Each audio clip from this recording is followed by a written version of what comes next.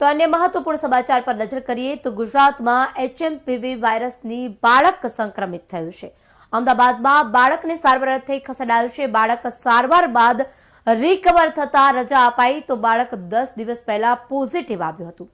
Hospital તંત્રને બાળક positive હોવાની જાણ ન હતી, ત્યારબાદ તેમના રિપોર્ટ કરાવ્યા, ત્યારબાદ પોઝિટિવ આવ્યું છે। એક બાદ એક નવા કેસ આવતા હવે ગભરાટ થઈ રહી છે। તંત્ર પણ કામે લાગી ગયું છે। માત્ર ગુજરાત જ નહીં, દેશભરમાં વાયરસને લઈ અને દોડધામ મચી છે। સતત સરકાર પ્રયત્ન કરી રહી છે આના પર કાબુ મેળવાય, પરંતુ અત્યારે જે કેસ સામે આવી રહ્યા છે તેમાં બાળક છે તે સારવાર બાદ રિકવર થયું છે અને બાળક 10 દિવસ પહેલા પોઝિટિવ આવ્યું હતું। ત્યારે નિષ્ણાતોનું કહેવું છે કે આ એક એવો વાયરસ છે જે ઘણા સમયથી છે અને તેના માટે સાવચેત રહેવું જરૂરી છે, પરંતુ ગભરાવાની જરૂર નથી। HMPV વાયરસ છે તેની સારવાર થઈ શકે છે, પરંતુ ભીડભાડવાળી જગ્યાએ જવું ટાળવું અને બને ત્યાં સુધી કોઈપણ જાતના સિમ્પટમ્સ દેખાય તો તાત્કાલિક તબીબની સારવાર લેવી। અને જો કોઈ સિમ્પટમ્સમાં પોઝિટિવ રિપોર્ટ આવે તો તેમે જે ખાસ ધ્યાન રાખવાનું, અલગ જે કંઈ તેના હાઇજીન છે તે વાપરવા અને ઘરમાં ખૂબ સાવચેત રાખવી કે અન્ય કોઈ ઘરની વ્યક્તિને આ ચેપ ન લાગે। અમદાવાદમાં બાળકને સારવાર અર્થે ખસેડાયું હતું। બાળક સારવાર બાદ રિકવર થયા બાદ તેને રજા પણ આપી દેવામાં આવી છે। નિષ્ણાતો કહી રહ્યા છે કે આ જે ચેપ છે તે લાગી શકે છે, પરંતુ તેટલો ખતરનાક નથી જેટલું લોકો બીવે છે। ગુજરાતમાં HMPV વાયરસથી બાળક સંક્રમિત થયું હતું। અમદાવાદમાં બાળકને સારવાર અર્થે હોસ્પિટલ ખસેડાયું છે।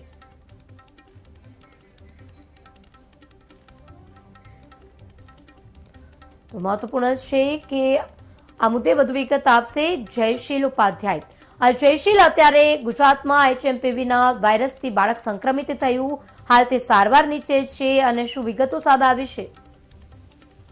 જી, જણાવી દઉં કે ચીનમાં જે HMPVના કેસમાં વધારો થયો છે, જે બાદ દુનિયાભરમાં ખળભળાટ મચ્યો છે અને જેની ગઈકાલે એટલે કે 6 તારીખે ગુજરાતમાં પણ એન્ટ્રી થઈ હતી અને ભારતમાં પણ આ વાયરસની એન્ટ્રી થઈ હતી।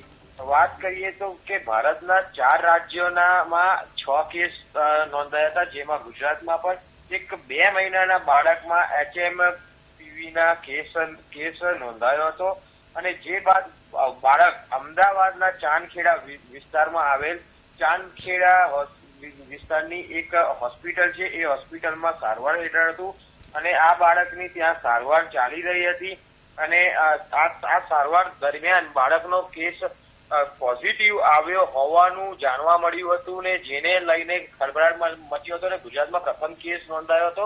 ત્યારે આ બાળકને હાલમાં તબિયત સુધરતા એને રજા આપી દેવામાં આવી હોવાનું જાણવા મળ્યું છે કે અમદાવાદમાં જે ચાંદખેડા વિસ્તારમાં આ બાળકની સારવાર છેલ્લા 15 દિવસથી ચાલી રહી હતી ને છેલ્લા એવું પણ જાણવા મળ્યું છે કે 10 દિવસ પહેલા બાળકનો નોર્મલ રિપોર્ટ કરવામાં આવ્યો હતો અને એ રિપોર્ટમાં 10 દિવસ પહેલેથી જાણવા મળ્યું હતું કે આ બાળકમાં HMPV વાયરસના લક્ષણો જોવા મળ્યા છે, પરંતુ હોસ્પિટલના તંત્રને કે કોઈને જાણ સુદ્ધા ન હતી ને જે બાદ હોસ્પિટલના તંત્રને ગઈકાલે ફરી જે રિપોર્ટ કાઢવામાં આવ્યો હતો અને એ રિપોર્ટમાં જાણવા મળ્યું હતું કે બાળકને જે HMPV થી સંક્રમિત થયું છે અને બાળકની જે હોસ્પિટલમાં હતા ત્યાં જે સામાન્ય જે તાવ, ઉધરસ ને શરદી ખાંસી હતી એની સારવાર ચાલી રહી હતી ને જે બાદ આ બાળકમાં આ લક્ષણો દેખાતા તેની પણ સારવાર હોસ્પિટલ તંત્ર દ્વારા કરવામાં આવી હતી। હાલમાં આ બાળક તંદુરસ્ત હોવાથી એને રજા આપી દેવામાં આવી છે અને તે ઉપરાંત જણાવવા જઈએ તો કે જે રાજ્ય સરકાર છે તેને પણ કેન્દ્ર સરકાર જે પ્રમાણની ગાઈડલાઈન અનુસરવાની સૂચના આપી છે તે પણ અનુસરવામાં આવી છે અને એવું પણ જણાવવામાં આવ્યું છે કે આ વાયરસ જે છે એનાથી ડરવાની કોઈ પણ વ્યક્તિને જરૂર નથી। આ એક સામાન્ય વાયરસ જેવો વાયરસ છે અને આ વાયરસ વર્ષ 2001 થી ભારતમાં દેખા દીધી હતી, પરંતુ આ વાયરસ અત્યાર સુધી જે રીતે હાલમાં વધારો થઈ રહ્યો છે આ વાયરસના કેસોમાં એ પ્રમાણના કેસો જોવા મળ્યા ન હતા, પરંતુ હાલમાં જે હોસ્પિટલનું તંત્ર છે, આરોગ્ય વિભાગ છે તે સજ્જ છે અને એમના દ્વારા તમામ પ્રયત્નો કરવામાં આવી રહ્યા છે અને આ વાયરસ ઘટાડવા માટેની તમામ તકેદારીઓ રાખવામાં આવી રહી છે। પરંતુ હાલમાં જે કહેવા જઈએ કે ગુજરાતમાં જે એક કેસ નોંધાયો હતો અને એ કેસ જે 2 મહિનાના બાળકમાં નોંધાયો હતો, આ બાળકને હાલમાં રજા આપી દેવામાં આવી છે. જી જયશીલ, કહેવામાં આવી રહ્યું છે કે સામાન્ય રીતે જે HMPV ના જે વાયરસ છે તેમાં સિમ્પટમ્સ શરદી, ખાંસી, ઉધરસ, તાવ આ હોય છે, પરંતુ આ બાળકને હતું અને જે રીતે તંત્રને પણ હોસ્પિટલના નિષ્ણાંતોને પણ ખ્યાલ નતો આવ્યો. તો અત્યારે HMPV માં અને સામાન્ય ઉધરસ શરદીમાં શું આ બંનેમાં શું અલગ પડે છે?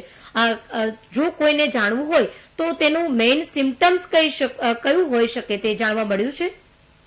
હા જી, ચોક્કસપણે જણાવી દઉં કે આરોગ્ય વિભાગ દ્વારા જે સિમ્પટમ્સ ને જે તમામ તકેદારી રાખવાના જે ભાગ છે તે રજૂ કરવામાં આવે છે. તેમાં જણાવવામાં આવ્યું છે કે જ્યારે પણ કોઈને ઉધરસ, છીંક આવે કે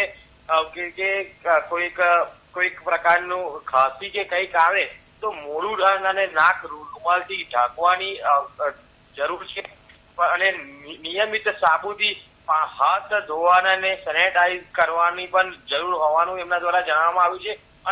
અને તે ઉપરાંત ભીડવાળા જે સ્થળો છે ને તેનાથી એ તમામ પ્રકારના સ્થળોથી દૂર રહેવાની પણ જાણકારી આપવામાં આવી છે. અને બને ના ત્યાં સુધી જાહેર સ્થળોએ શરદી, ખાંસી કે તાવ વાળા વ્યક્તિ છે એને ના જવું જોઈએ. અને જો એવા વ્યક્તિના કોઈ સંક્રમણમાં આવે તો એમને તાત્કાલિક આરોગ્ય કેન્દ્ર કે પછી કે એમને કોઈ હોસ્પિટલના તબીબને પણ બતાવવાની ને આ રિપોર્ટ આ જે રિપોર્ટ છે એનો રિપોર્ટ કઢાવવાની પણ જાણ કરવામાં આવી છે. તે ઉપરાંત તેમને વધુ પડતું પાણી પીવાની અને પૌષ્ટિક આહાર લેવાની પણ જાણ કરવામાં આવી છે.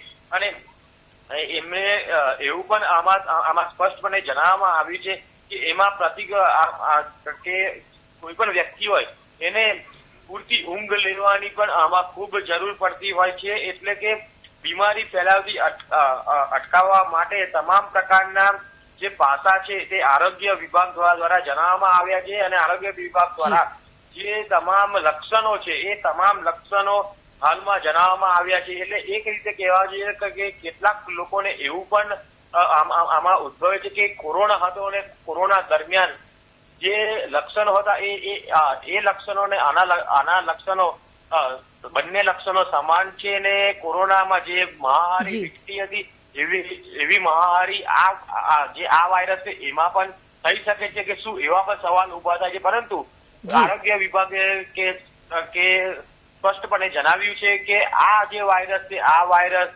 કોરોના જે વાયરસ છે એ વાયરસની જેમ ડરવાની કોઈ જરૂર નથી. અને કોરોના મહામારી અલગ પ્રકારની હતી અને આ મહામારી આ જે વાયરસ છે આ વાયરસ ખૂબ જ અલગ પ્રકારનો છે. અને આ વાયરસ 2001 થી ભારતમાં જોવા મળી રહ્યો છે. પરંતુ આ વાયરસ ન્યુમોનિયા જેવો વાયરસ છે, એટલે કોઈને પણ ડરવાની જરૂર નથી. જી, એટલે જયશીલ કહી શકાય કે HMPV વાયરસ છે તે કોરોના જેવા સિમ્પટમ્સ છે, પરંતુ તેના જેટલું ખતરનાક નહીં અને જીવલેણ નથી તેવું કહી શકાય. લોકોએ ડરવાની જરૂર નથી. આનો ઈલાજ પણ થઈ શકે છે અને સુરક્ષિત રીતે તેઓ ઘરે પરત પણ જઈ શકે છે. જયશીલ, અમારી સાથે જોડાવા બદલ, માહિતી આપવા બદલ આપનો આભાર. તો ગુજરાતમાં HMPV નું એક બાળક છે તે પોઝિટિવ આવ્યું હતું અને હાલ તે 10 દિવસની સારવાર હેઠળ હતું અને ત્યારબાદ તે સહી સલામત રીતે ત્યારબાદ સારવાર લઈ અને પોતાની ઘરે પરત ફર્યું છે. ત્યારે હાલ હોસ્પિટલ તંત્ર બાળકને પોઝિટિવ હોવાની વાત કરી હતી. મહત્વપૂર્ણ છે કે તંત્ર પણ કહી રહ્યું છે માત્ર સાવચેત પગલાં લેવાથી આ જે વાયરસ છે તેને મટાડી શકાય છે.